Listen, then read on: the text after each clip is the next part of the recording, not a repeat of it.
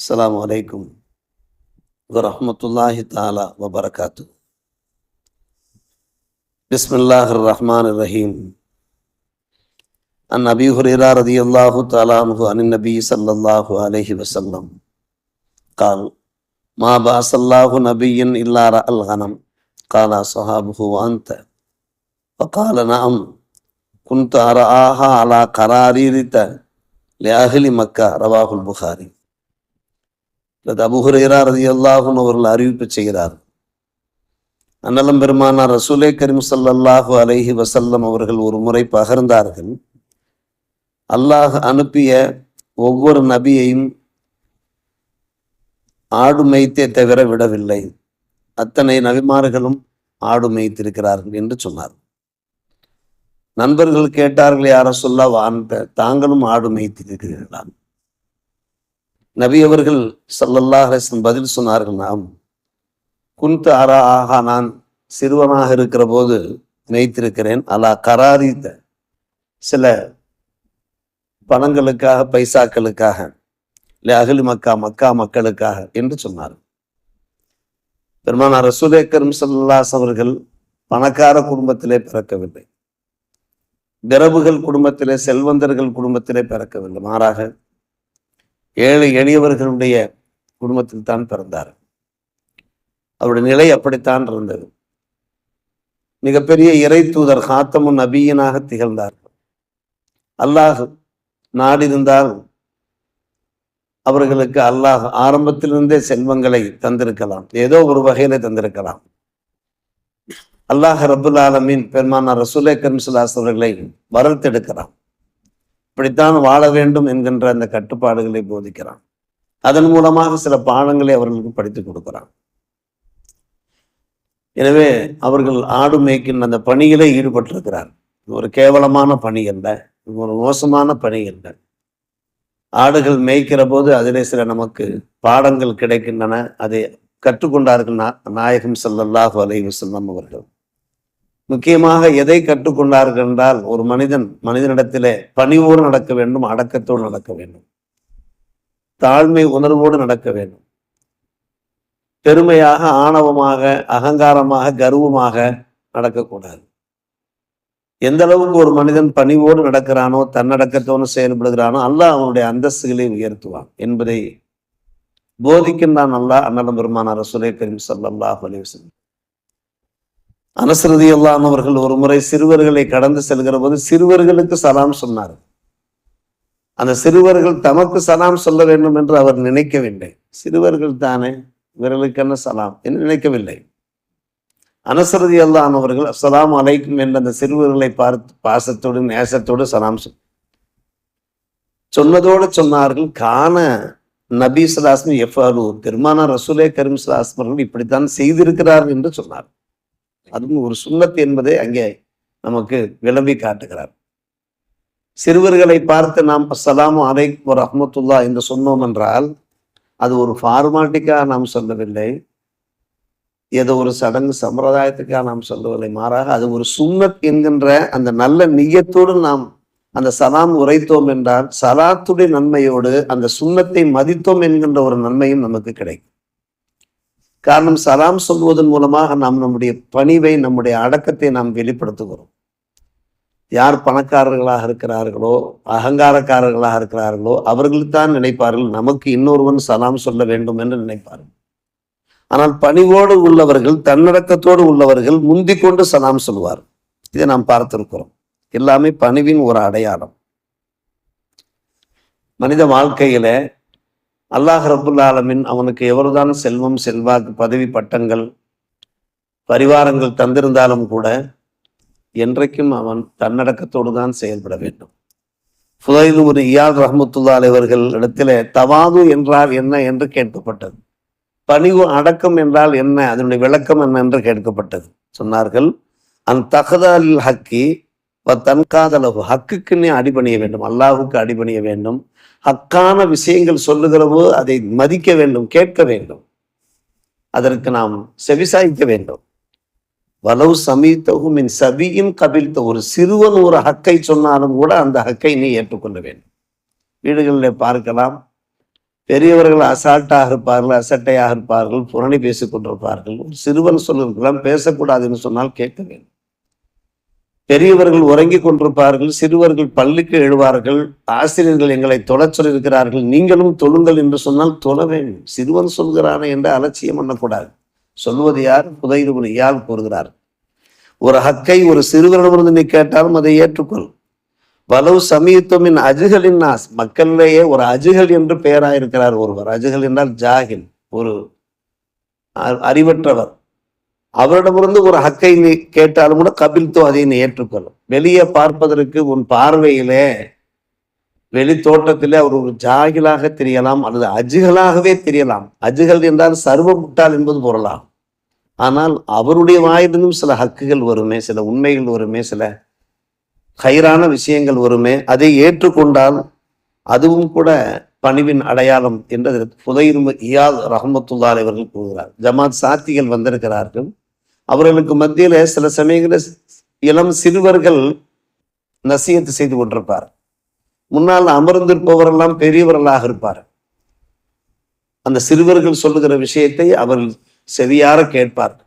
காரணம், சிறுவர்கள் சொல்லுகிறார்கள் என்பதற்காக வேண்டி அவர்கள் அலட்சியம் என்பது. இதுதான் பணிவின் அடையாளம். பெருமானார் ரசூலே கரீம் ஸல்லல்லாஹு அலைஹி வஸல்லம் தங்களுடைய பணிவை, அடக்கத்தை எப்படியெல்லாம் வெளிப்படுத்தினார்கள் என்று கேட்டால், எங்கெல்லாம் நோயாளிகள் இருக்கிறார்களோ அவர்களுக்கு தகவல் வந்தால் நோய் விசாரிக்க செல்வார். ஜனாசா துயர்ந்து செல்வார்கள்.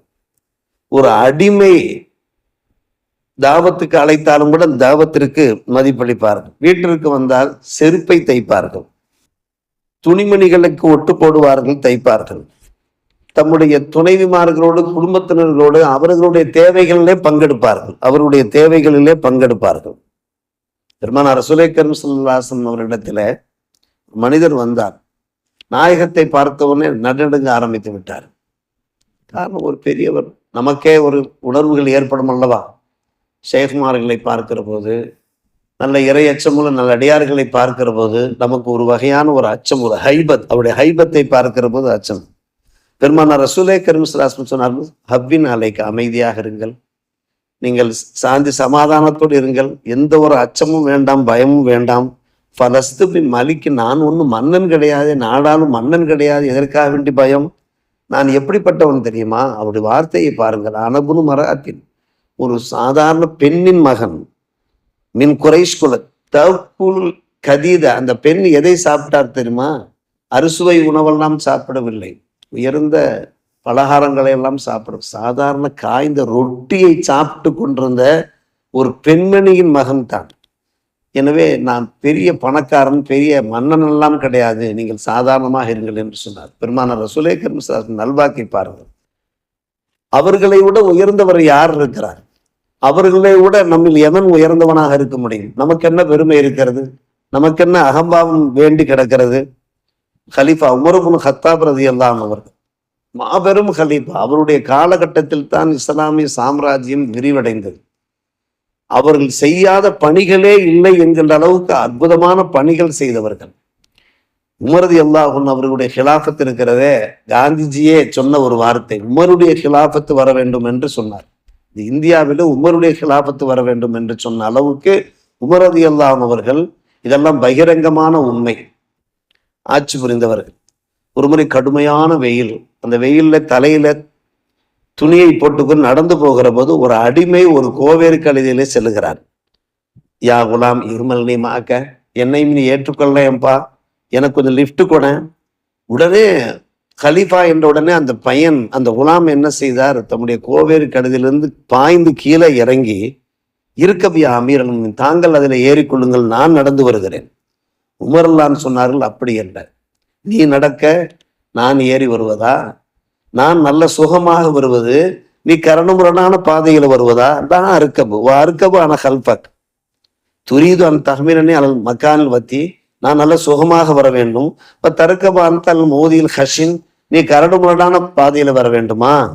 நீ ஓட்டு, நான் உனக்கு பின்னாலே அமர்ந்து கொள்கிறேன் என்று சொன்ன ஒரு ஹலீஃபா ஒரு மிகப்பெரிய சாம்ராஜ்யத்தையே ஆண்டு கொண்டிருக்கக்கூடிய ஒரு ஹலீஃபா அந்த கோவேறு கழுதியில பின்னாடி ஏறுகிறார்கள். அந்த வண்டியை ஓட்டக்கூடியவர் யார் என்று கேட்டால் ஒரு அடிமை, சாதாரணமான ஒரு அடிமை குலாம். சாதாரணமாக அவர் நினைக்கவில்லை. பரக்கிப ஹல்ஃபல் குலாமுக்கு பின்னாடி ஏறிக்கொண்டார்கள். இப்போ தஹல் மதீனா, மதீனாவுக்குள்ளே பிரவேசிக்கிற போது ஒவ்வொரு ஹல்ஃபகு வன்னாசு எந்தூர்னு எல்லா மக்களும் அவர்களை ஏறெடுத்து பார்த்து கொண்ட ஒரு ஹலீஃபா ஒரு அடிமைக்கு பின்னாலே வருது. இந்த காட்சியெல்லாம் இன்றைய காலகட்டத்தில் நாம் பார்க்க முடியுமா? கொஞ்சம் யோசித்து பார்க்கிறோம்.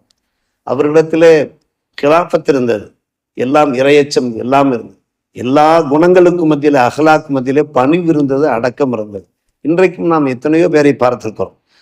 வசதி படைத்த செல்வந்தர்கள் பலர் இருக்கிறார்கள், அவர்களிடத்தில் இந்த பண்பாடுகள் இருக்கின்றன. நாம் பல பேரை நாம் பார்த்திருக்கிறோம்.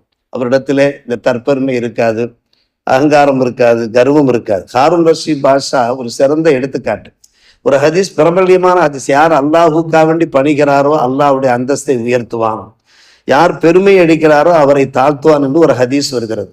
அந்த ஹதீஸை அதுல மாலிக் பின் அனஸ் ரலியல்லாஹு அவர்கள் ஒரு தரிசில வைத்து சொல்லித் தருகிறார்கள். மாலிக் பின் அனஸ் ரலியல்லாஹு அவர்கள் மிகப்பெரிய ஹதீஸ் மேதை. அவர்கள் மஸ்ஜித் நபவியிலே பேராசிரியராக பணிபுரிந்து கொண்டிருக்கிறார்கள்.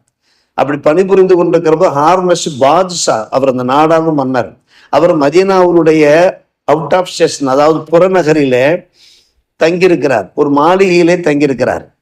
அவர் ஆள் அனுப்புகிறார், இமாம் மாலிக் ரஹ்மத்துல்லாஹி அலைஹி அவர்களுக்கு ஆள் அனுப்புகிறார்.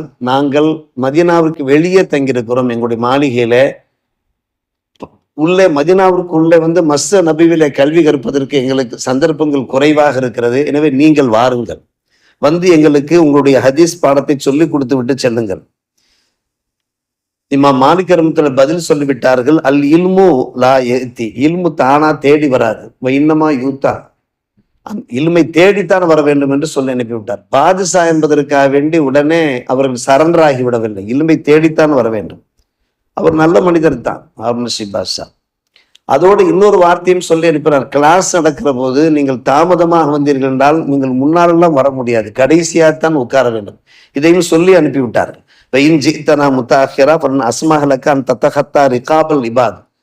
இருக்கிற மாணவருடைய கருத்துக்களை தாண்டி கொண்டெல்லாம் வர முடியாது, இதை சொல்லி அனுப்பிவிட்டார்கள். ஹாரூன் ரஷீத் பாஷா அவர்கள் ஹதீஸ் கேட்பதற்காக வேண்டி, கிளாஸில் கலந்து கொள்வதற்காக வேண்டி மஸ்ஜித் நபவிக்கு வருகிறார். அங்கே மக்கள் திரண்டிருக்கிறார், திரளாக குழுமி இருக்கிறார்கள், உள்ளே செல்லவே முடியவில்லை.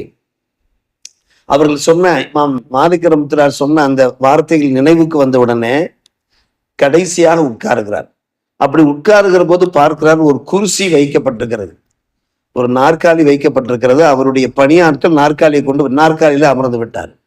அங்கே இமாம் மாலிக் ரஹ்மத்துல்லாஹி அலைஹி அவர்கள் தரிசனம் நடத்தி கொண்டிருக்கிறார்கள். பார்க்கிறார்கள், இமாம் மாலிக் ரஹ்மத்துல்லாஹி அலைஹி ஹாரூன் ரஷீத் அவர் குர்சியில உட்கார்ந்து நடப்பது ஹதீஸ் பாடம், அவரால் கீழே உட்கார முடியும், தரையில உட்கார முடியும்.